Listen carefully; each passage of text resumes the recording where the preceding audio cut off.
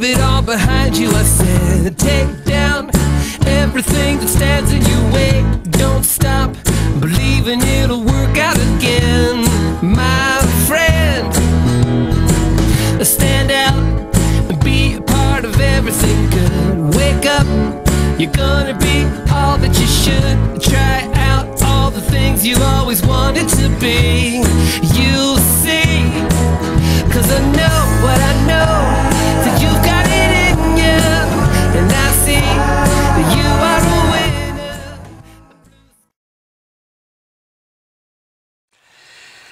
Buses. Yes, most cities have them. The city where I live has a great deal of them. In fact, our bus system is one of the best in the country. And I have been driving for 2.5 years now. I've been driving full-time for the majority of that 2.5 years. And I have seen some things, some observations that I have kind of thought about maybe bringing up to some of my passengers. But I never do, because, you know, I just drive the bus. What do I know? But last night somebody was hit, and very possibly she will die, by a bus. This is just weeks after a man was run over by a bus in my city. So there is a problem, and I have noticed even a difference between last year, where I drive, one of my routes is through a major university, so I see a lot of college kids. And just the difference between the way those college kids treat streetlights is different than the flock of kids that were there last year. I am noticing a lot more kids walking. If the light is green, red, yellow, they don't care. They just walk. They aimlessly blunder across the street where there are no crosswalks or intersections. They just, I'm going to go across the street now. In the short time that I've been driving buses, I have seen 2 people hit by cars, because they get off the bus and they walk in front of the bus and keep walking without looking first, and they get hit by cars. I can't even say how many times I've seen 2 people standing by the side of the road. One person has their back, the person who's closest to the curb has their back to the curb talking to the other person, and all they need to do while they're gesturing with their hands and expressing themselves while they talk is step back, and the bus would nail them. And that would and very, very well could happen. All it would take is somebody forgetting where they are for just 1 second. I've heard of people standing on the edge of a cliff having somebody take their picture and they step back and fall. I've heard of that happening. So why can't it be that somebody's standing on the edge of a curb talking to somebody else and they take a step back, and that's just all it takes for a bus? A bus is 8 feet wide. Most street lanes are not much wider than that. And then if you have parked cars, you see a lot of times buses will have to actually straddle the lanes going down roads, because there's parked cars on either side, and there's not enough room for a bus in just one lane, so it has to straddle the lanes because they're 8 feet wide. There's not a lot of room for somebody talking on the side, or if a bus is coming up to a zone and somebody's standing right there on the curb, the mirror can clobber them on the head. You know, if the bus driver is not paying attention to that mirror, or somebody seems like they're a safe distance from that mirror, but then they do that step back kind of thing, while at the crucial moment the bus can clip them in the head with the mirror. People need to wake up. More often than not, more than anything else, I see people on cell phones walking across the street. The light isn't even, they don't have the walk sign, and they just meander across the street on their cell phones. I don't know if the guy who was killed a couple weeks ago, if he was holding his cell phone. I don't know if the woman who was hit last night was holding her cell phone, but we see that all the time. Pedestrians who don't keep their awareness up about what is around them, which is something you really need to do at all times, especially in the city. You need to be aware of everything around you. The people who live to be old are the people who are very pro-life, pro their own life. They pay attention to dangers. People who have this whatever attitude and just text and walk and somebody else will take care of me, I don't have to do it, are the ones that won't see old age. Just things that have really bothered me about the way people handle themselves around buses. If a big bus, a big 60-foot bus is going down the road and it makes a turn, part of the bus is on the road that it's turned onto, while the other part of the road, because they're articulated, they have a joint in the middle. The other part of the bus is here as it's making its turn. I have seen people start to cross the street, go across the crosswalk, while the bus is still in the back end, has still not come around the corner, and they're already walking, starting to walk across the crosswalk. Maybe that's how the guy got run over, because he started walking. It was in an intersection. Maybe he started to walk across the crosswalk while that big tail section was coming around the curb. People need to understand that death can happen to them, and that if you get hit by a car, you might survive, but if you get hit by a bus, you're pretty much dead. I don't know about the littler buses, the 40-foot buses, but the big Arctics are like 60 tons. They're really heavy. If you get even a leg run over by a bus, you can say goodbye to that leg. You won't have it anymore. They're not going to be able to save it. The bones in that leg will be not just broken, they'll be crushed. What a horrible way that I can't even imagine what that would feel like, having a limb crushed. Nobody wants to get hit by a bus. The ones who die from it, I don't want to say they're lucky, but I can't imagine the pain that they would suffer if they survive. Loss of limbs. And I'm really sad about this woman that was hit last night. I don't know how badly she was hurt, but I just know that she's never going to be the same. Because that's what happens when you get hit by a bus. It's right up there with getting hit by a train. Do you want to suffer? Do you want to have your life irreparably changed? That's probably not the right word, but it will. It will completely change your life. Everything that you would hope for your life would completely change, assuming you even get to have it after it's over. Why are people not proactive about their own survival? It's not just buses. There's all kinds of big vehicles in the cities. Buses just happen to be the ones that come closest to people. They come right in on the zones. They're right there with the crosswalks where people going across. And another thing I see a lot of is addicts and drunks walking in front of buses, or homeless people. I see a lot of homeless people that, they're maybe not completely right in the head. They might be mentally ill. The way I see it is it can't all be on the bus driver's head. The bus driver, if you're driving a bus, there are blind spots where the windows connect together. There's a big blind spot depending on the kind of bus you have. It can be as big as this. A person can walk across depending on the angle that you're sitting at inside your bus, or the bus is sitting at, a person can walk across the crosswalk right in front of you and you never see them because they consistently stay in that blind spot. Bus drivers are told to do this. Rock and roll when they drive, when they're about to make a maneuver. Rock and roll, look in your mirrors and look down the sides of your buses to look for people. And you think bus drivers don't do that? I can't speak for all bus drivers, but I can speak for myself. I live in fear of how I will possibly want to continue to live if I ever cause anybody to be hurt or killed. I don't honestly think I could live with that on my shoulders, knowing that my actions cause somebody else to be hurt or killed. So yeah, I look very aggressively before I make moves with my bus. I rock and roll. I look in my mirror. I bend all the way forward and look in my mirror all the way back behind my bus. I know that I'm not the only bus driver who is that way. Bus drivers, as a rule, are not killers, and they aren't out to kill people. They want to just go to work, have a nice, normal day at work, and go home and feel good about their day. They don't want to go to work and kill somebody. Nobody wants that. I pity the driver who hit this woman last night and what they're going to go through. It's not just the woman that's a victim here. The driver too. And was it the woman's fault? Was she on her phone?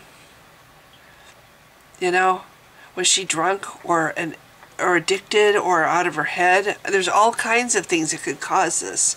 But mostly it's people who just don't look where they're going. They just don't look. And I see it all the time. Yes, the bus driver needs to pay attention, and they need to look for people who seem to be drunk or on something or mentally ill or walking erratically. And they do. But they're just two sets of eyes. Other people around a stop should also be looking for those people and paying attention to those people. Because if the bus driver doesn't see the guy who's staggering in front of his bus as he's closing his door to go, but you do, maybe it's a good idea to grab the guy's arm and pull him back out of danger rather than just stand there or play with your cell phone while somebody gets killed. You know, I hate the phrase, it takes a village. But in this case, it's not just the bus driver standing there who can do something to save a life. It's everybody who's there. Other things that I kind of wanted to say about pedestrians and bus drivers and buses, just things at night that you should be aware of. Visibility is less. It's harder even than during the day for a bus driver to see everybody. During the day, there's different problems. During the day, you have more traffic, you have more people. So it's harder to keep track when you have 80 people gathered around the outside of your bus. It's harder to keep track of all 80 of those people. If one should suddenly mysteriously disappear, you might not notice that one person. Maybe that one person was drunk and they fell and their torso went under the bus, and you don't see them anymore because they fell. So they're no longer in your sight. But there's 80 people around you. Maybe you're not going to notice. That's the kind of thing that bus drivers face in the daytime.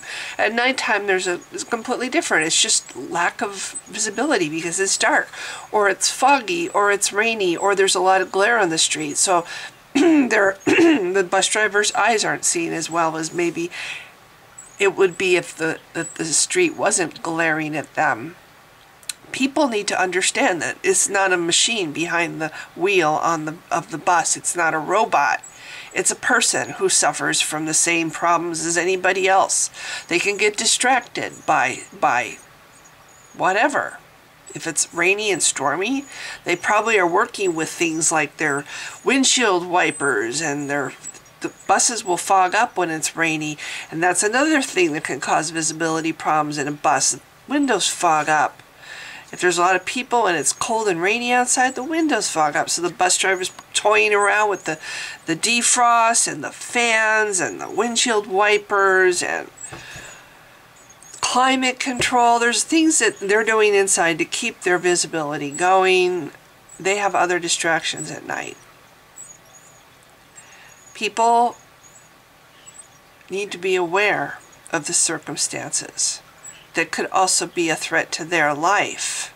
Not just the fact that, oh, here's a big vehicle, I better stay clear of those wheels, I better not walk in front of that big vehicle. There are other things that you need to be aware of too, like the fact that there's less visibility, so maybe the driver's not going to see if the guy standing next to you suddenly collapses and part of him goes under the bus.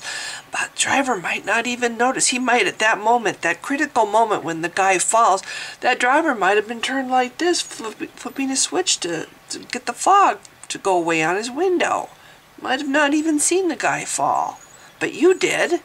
So maybe you should do something. Or maybe if you don't feel comfortable about telling the driver, you know, that this guy's under your bus. Or rather, I think that came out right. If you don't feel comfortable about pulling the guy out, tell the driver there's a guy under your bus. Don't just stand there. See what happens. Ooh, wonder what will happen now when the driver starts to pull away in his bus. Do something. Tell the driver, pound on the door. Don't let him move. You know, wave your arms, jump in front of the bus, get his attention. Don't let him move. Don't just stand there and watch this guy get run over. From what I understand about the guy that did get run over, I don't think there were people telling the driver to stop. I don't know. It's hard to. You don't get a lot from the news anymore about stuff like that because you're trying to protect people's privacy. But just if you see something that's going to cause somebody else to be seriously hurt, do something. It's not all on the driver. The driver will be the one that is fired. Yes, the driver will be fired. It's pretty much a guarantee. Or he'll be so traumatized by the event he will never want to drive again. And he'll retire if he's older, or maybe he'll just never drive again. It's not just going to hurt the person who gets hurt physically. It's going to hurt the driver too. In some way, shape, or form, they'll lose their job. They'll lose their ability to drive because of the emotional trauma. It's going to haunt them for the rest of their lives. Most people are not able to take something like the fact that they killed somebody. I know I couldn't. Or even hurt somebody really bad. Even hurt somebody a little bit, it would really hurt me. It would bother me. I'd have a hard time knowing that my actions caused somebody to be hurt. So, just be aware. You know, texting is fine. I understand the whole addiction to texting and phone thing because I also am. I get it. But it's just a fucking... Nothing is more important than your life. If you're in the middle of a fight with your girlfriend or your boyfriend and you're firing texts back and forth and you're checking the phone and then they write back, damn it, they did. You're just in the middle of a fight. You don't even care. I mean, I've seen people in the middle of something and they'll stop in the middle of the sidewalk because they just have to get that note. They gotta get that note. They'll stop right in the middle of the sidewalk or in the middle of a intersection. People get so focused on this conversation they're having on the phone. They won't put their foot on the gas when the light turns green. They'll stop at an intersection. They'll stop in a crosswalk. They'll stop in front of people and get bumped into because they stop so suddenly because, oh shit, I can't find the Z or whatever they're typing. It's not that important. Cell phones are really, they cause a lot of harm. They cause a lot of death. And not just when you're in a car, but when you're outside of cars. And the one that's going to get you for sure is a bus. Because they're so freaking heavy and big. And they have blind spots. And they're big. I can't believe it when I look in my rearview mirror. And I see people starting to cross the street while my bus is making its turn. I'm like, hello? You know, if the bus's wheel, if the bus isn't going to act predictably if the bus's wheel goes up on the curb. If the driver, for some reason, doesn't make the turn perfectly and one of the wheels goes up on the curb, the bus is going to tilt and then it's going to come boom back down as it's making the turn. That is not predictable. You're not able to say, okay, well, the bus is going to do this and this and this and this. No, suddenly the entire thing might do this and hit you in the head and knock you down, and then the wheel will roll right over you. So maybe it's a good idea to wait for the bus to make their turn before you step out. Other things that might make traveling on a bus a little bit more friendly for people: don't walk in front of a bus ever. Ever. Let it go. Nothing is so urgent that you have to run out in front of the bus to cross the street. Nothing.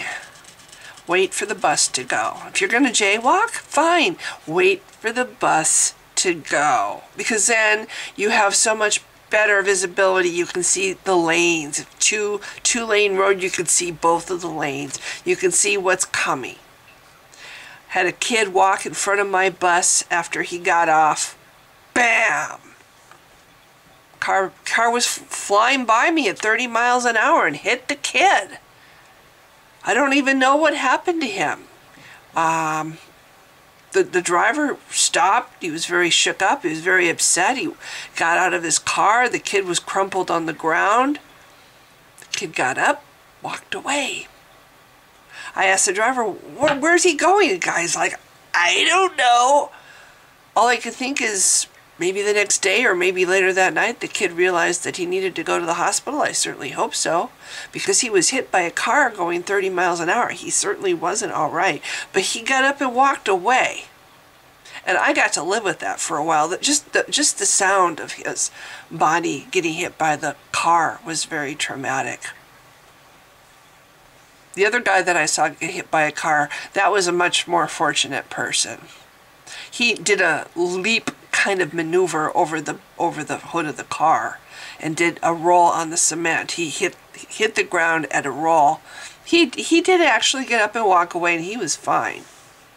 It was more of a glancing kind of thing. He didn't, as far as I could tell, he didn't get hit, neither did the car, but he was athletic and he did a jump. He basically jumped the hood of the car and then rolled, tucked and rolled. He might have gotten a bruises maybe, but it wasn't an actual collision. It was still very traumatic to see, and the people on my bus who saw it all kind of gasped when it happened. Don't walk in front of the bus. If that was another bus going by me instead of a car, another bus going by me at 30 miles an hour, the kid that got hit would be dead. He wouldn't be getting up and walking away. Or a truck, anything big, he would have been dead. Don't walk in front of the bus. It isn't worth it. Wait for the bus to go. That's my biggest piece of advice. Also, people at night standing in rural areas waiting for buses, use your phone. You know, you're wearing black. Most people like to wear black, especially at nighttime. The driver isn't going to see you. Even if you're standing outside of the little house some bus stops have and you're standing there, driver's not going to see you unless you help them see you. If you really want to get someplace, help the person who's in that bus see you. Wave your arms, move your arms, walk forward and back. Even the motion, they might not see you, but they might see that something is moving. That's been enough for me to stop. Because I always look, because I do this even at night because the street lights interfere with my ability to see. So I do this when I'm coming up to a stop, and I look for things. A driver gets used to what a bus stop normally looks like at night. That's what a normal empty bus stop looks like. So if there's anything slightly out of the normal there, they usually will pull over. So even if you don't have a phone, if you move, if you move your body, if you step forward and back, wave your arms, something, that motion will be detected and they'll stop. At least your chances of them stopping will be greatly increased than if you just stand there like a pole, which so many people do. But if you have a phone, even if you don't have a screen that flashes, I mean, they have apps that do have a flashlight, or they have apps that have like a strobe for signaling buses. You can still just turn your phone on so the screen is lit and hold it up and wave it. That is so much better. That is like awesome. Bus drivers love you. Some people are like, oh, I didn't mean to be obnoxious. No, bus drivers love it when you do that. You make their job so much easier. I wish everybody did that, or had a little flashlight that you can wave or something just to show that you're there.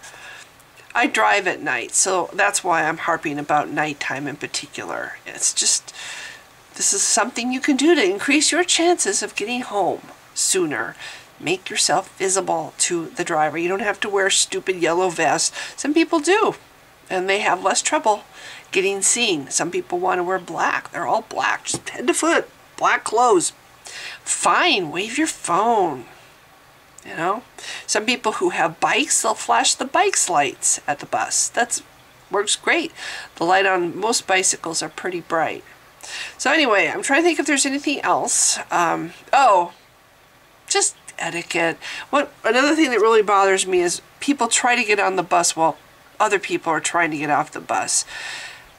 Wait for the people on the bus to get off the bus.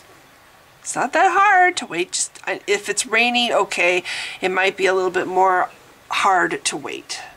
But people can get hurt when you're trying to get on and somebody's trying to get off. So all they have to do is get knocked off balance and they fall. The step of the bus is like 1.5 feet up there. Somebody could fall and get hurt.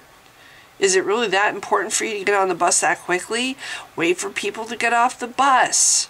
Especially some people getting off the bus might be older, and even if they're not older, some people, I see this all the time. I think this, some young person, I don't need to kneel the bus, which is to bring the front end down so it's easier for them to step. I don't need to kneel the bus, and then suddenly I see that they're walking like they are having trouble, and then, oh, I have to kneel the bus. Because some people look young and they look able-bodied, but then you find out, no, they're not. People can have an injured back, injured hips, injured knees, all kinds of things that you don't see, and you just assume they're able-bodied because they're young, younger. So looks can be deceiving. The person that you caused to fall might be somebody who recently had a stroke, or young people can have strokes too, or maybe this person just had back surgery. You don't know their story. You don't know how much, maybe their balance is already impaired, and you pushing by them is going to cause them to fall. Do you really want to hurt somebody else? Is your getting on the bus a little sooner that important? Wait for the people to get off the bus and then get on the bus. It's just common courtesy, which seems to be another thing that's going on. People have forgotten to look both ways when they cross the street. At least the college kids seem to have forgotten that this year, or maybe their parents never taught them that lesson, and they seem to be forgetting things like being polite and courteous toward others. Humanity has survived as a species because of these lessons of how to get along with each other. And when we start forgetting those important lessons that have allowed us to survive as a species, our species won't survive anymore. It will die. So yes, Donald Trump likes to push the, no political correctness bullshit. He's totally against it. Just say whatever hateful thing you want to somebody else. It's good. But those rules, those things that are ingrained in us, or at least some of us, are partly why humanity has survived as long as it has. Be courteous. Just let somebody get off first before you get on the bus. Okay, so let's see. Is there anything else I need to say? Okay, this is trivial, but I had somebody once tell me that I should tell the kids in the back of my bus to be quiet because they were using bad language. Just FYI, this is a general comment. It's a public bus. People who don't like loud noises, loud kids swearing, or somebody who might be mentally ill causing a disruption, or somebody who might be drunk causing a disruption. The list goes on. It doesn't just have to be kids. There's a lot of grown adults that are causing trouble on the bus or being obnoxious or disruptive. If you don't like it, there's this thing. It's called Uber or Lyft or taxis. But it's a public bus, and going up to a driver. Now, if a passenger is attacking somebody or assaulting somebody or verbally abusing somebody, yes, tell the driver. If there's some kind of disturbance like that, or somebody's drinking alcohol on the bus, tell the driver. Or somebody's playing their music on the bus, which is, at least in my city, that's not something that people are supposed to do either. They are supposed to use headphones when they play music. Those things you can say to the driver, hey, so-and-so's playing their music and it's disrupting me, it's disturbing me. You can tell the driver that, and the driver can say something. Someone's drinking booze, you can tell the driver will tell the person drinking the booze to get off their bus. But if somebody is in the back swearing, or if somebody's being loud because they're drunk or they're mentally ill or whatever, and you complain to the driver, what is the driver going to say? It's a public bus, and this is still knock on wood, America. Freedom of speech. Yes, even children get to have freedom of speech. As long as they're not verbally attacking somebody or harassing somebody, they're just in the back bullshitting back and forth and swearing. That is, I'm sorry, they're right as Americans. So I might say to those kids, you know, hey, in the back, can you guys lower your voices a little bit? And I might just say it once. But there's no rule, at least in my whatever, that says you can't talk on the bus. And some people do talk louder. Kids tend to get excited. They tend to talk louder when they're excited. That's just, you know, what I think when people complain about kids is, you know, somebody else put up with you when you were a kid, didn't they? Now it's your turn. Anyway, this has got to be a very kind of long, but I just really wanted to try to make some kind of comments or whatever to people. Unfortunately, nobody's going to see this. I don't know if it's going to change lives, but it's just, come on, pay attention. This is the most basic stuff here. Look both ways when you cross the street. Don't look at your phone when you're around vehicles. On the sidewalk in a big city where there's big vehicles, and especially at bus stops or crossing the street. Look around and be aware. And understand that the driver is dealing with other things besides you and watching you. You are the best one to watch you. Anyway, if you've been watching, thanks. Bye. I am absolutely convinced that the main source of hatred in the world is religion. And I think it should be religion treated with ridicule and hatred and contempt.